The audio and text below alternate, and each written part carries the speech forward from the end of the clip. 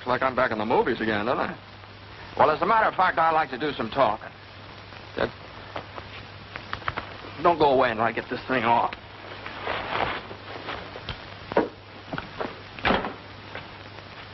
Now, it isn't as if it was a chore for me to talk to you because I want to speak on my favorite subject, the Army Air Forces. I can't speak from long experience. I've only been in the service a year, but I've learned a lot about what the Air Forces have to offer. That's what I want to talk to you about. Right now, the greatest mass mobilization in the history of the world is taking place. Men from cities, towns, farms, married men and single men, brothers, sweethearts, husbands, fathers and sons, businessmen and workers from the factories, and students from colleges and high schools all over America. They're mobilizing, joining up, or having their numbers pulled out of a fishbowl. And this war we're fighting today and tomorrow and the next day until we win is a war of the air. The whole world knows that. Our factories know that.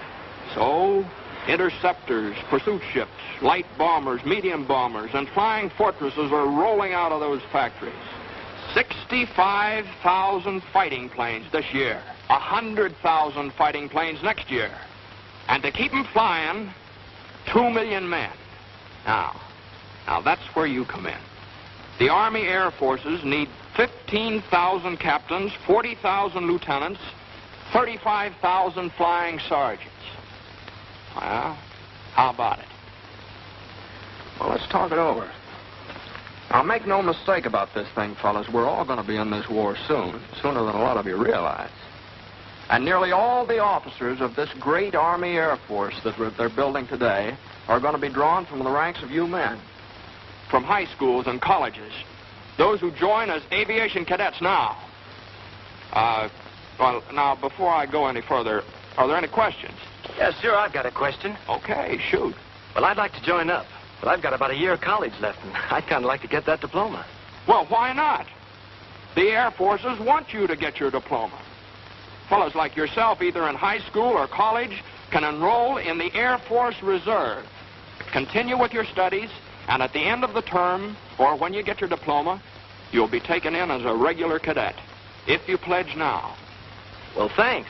Okay, don't mention it. Hey, I'd like to make the Air Force, but I'm no brainstorm. My grades aren't exactly what they should be. I hear it's tough to get in. Not anymore, it isn't. And that blocked letter you're sporting, that tells me a lot. Basketball, football, baseball, or some activity where coordination, control, and the ability to work together with the rest of the team, that's important. The same in the Air Force. They're one big team, and they need men who can pull together and play the game. So, you and your teammates should be a cinch in this, the biggest all-American team we ever had. Now, here's a fellow who works in a filling station. He looks as though he's got something special on his mind. Say, how about it, fella? You know, I've been interested in the Air Forces for quite a while. I'm 26 years old and got a wife. I haven't had a chance for too much education. What about me? Well, from where I'm standing, you look like you're ready to sprout wings any minute. Wait a minute. You see, formal education is no longer a basis for determining a man's intelligence in the Air Forces. And married or not, you'll receive $75 each month while training, and board and lodging, and all the necessary uniforms and equipment. And you have as much chance as the next fellow of becoming one of those 15,000 captains and 40,000 lieutenants or 35,000 flying sergeants I was telling you about. Yeah? Say, that sounds great. I think I'll go and phone my wife. I'd like to get something straight in my mind. I'm one of those high school students you've been talking about, but I'm not old enough. I wasn't planning on going to college, so... Well, where does that leave me as far as the Air Force is concerned? Fella, you sound like the forgotten man. But if you're close to 18 and you're over 5 feet in altitude, you can be one of us just as quickly as anybody else. Okay. Just make out that application for the Air Force Reserve. Now, your physical examination. Well, that's not going to be so tough. If you're an average guy and normally healthy, you'll make the grade, all right? So one day you say goodbye to Mother and Dad. Pretty proud and happy, too. Especially Dad. His suspenders are about to bust. Yeah, you say goodbye to Sister Jane and maybe Aunt Minnie. Oh, yeah, Uncle Ben, and Brother Joey. Those first few steps down the walk are the beginning of a great adventure. Wait, just wait a minute now. Aren't going to forget that sweet little bit of something next door.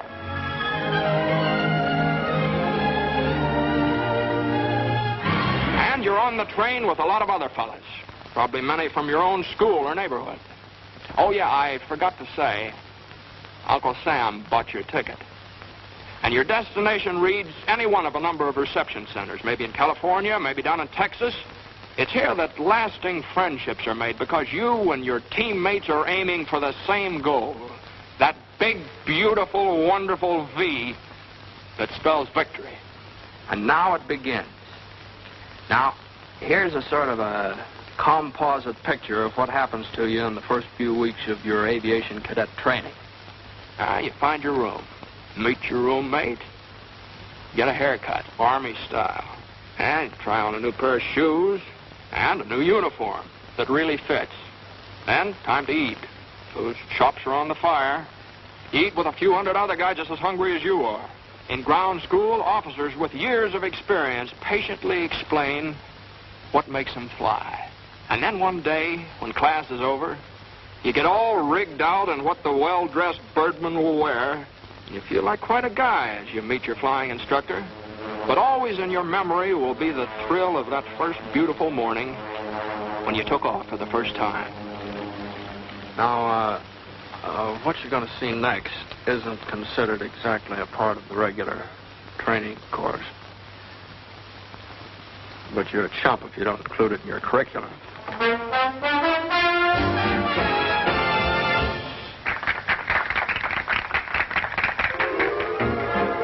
And you find out the effect those shiny little wings have on a gal. It's phenomenal.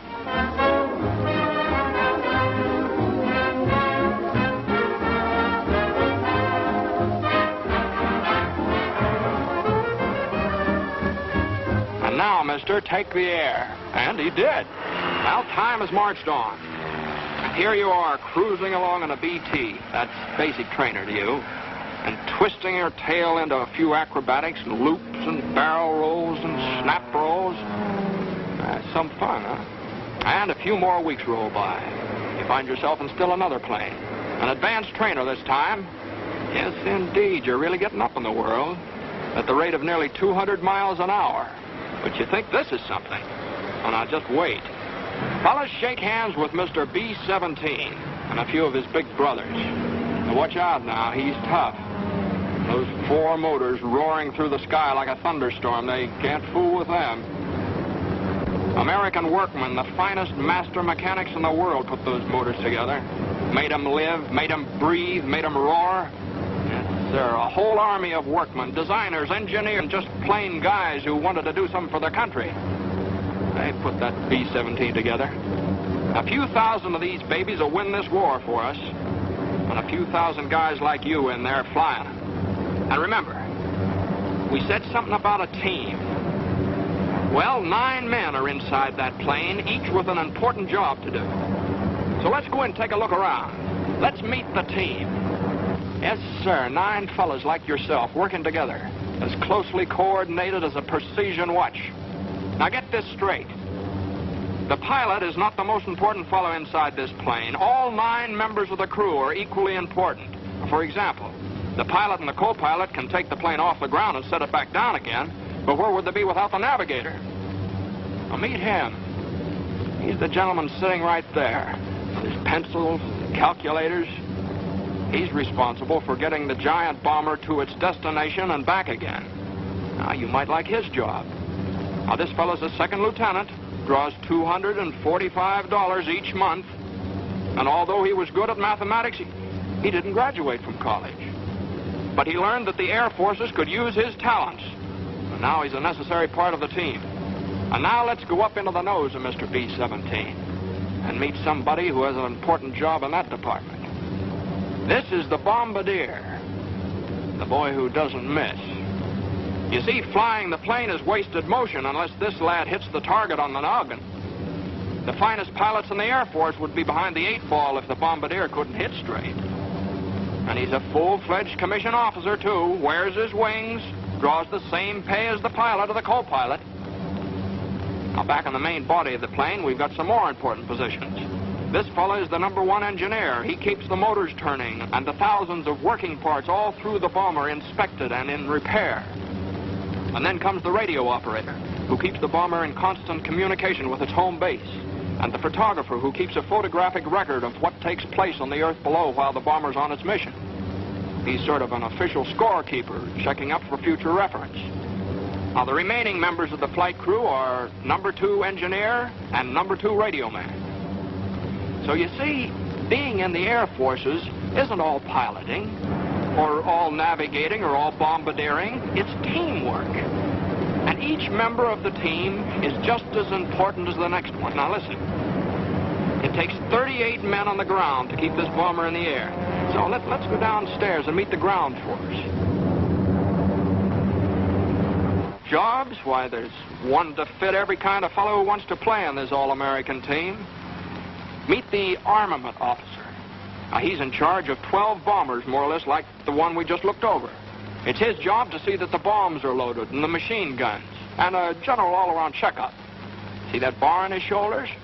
Well, he ranks just the same as the pilot or the co-pilot or the navigator or the bombardier. And to get this fellow's commission, a little engineering or physics in college would be a great help. Flight plane willpower after departure. And there's a fellow whose job takes a back seat to nobody, the communications officer. Those bombing and fighting planes up there, they depend on his work. He's part of the team. And how does a fellow get a sign like that on his door? Well, Engineering Officer Captain C.D. Burns had 3 years of college. He studied aerodynamics, and those qualifications quickly awarded him his commission. He's in charge of all mechanical details and has a full crew of technically trained enlisted men to supervise. Now, another opportunity for you specially minded fellows is to be a meteorologist. If you do, you'll be assigned to a post where all military missions will be guided by your reports. Yep, and you'll get those gold bars, all right, after 30 weeks free training in some leading technological institute. Photographers and chemists. Now, there's a spot for you on the team.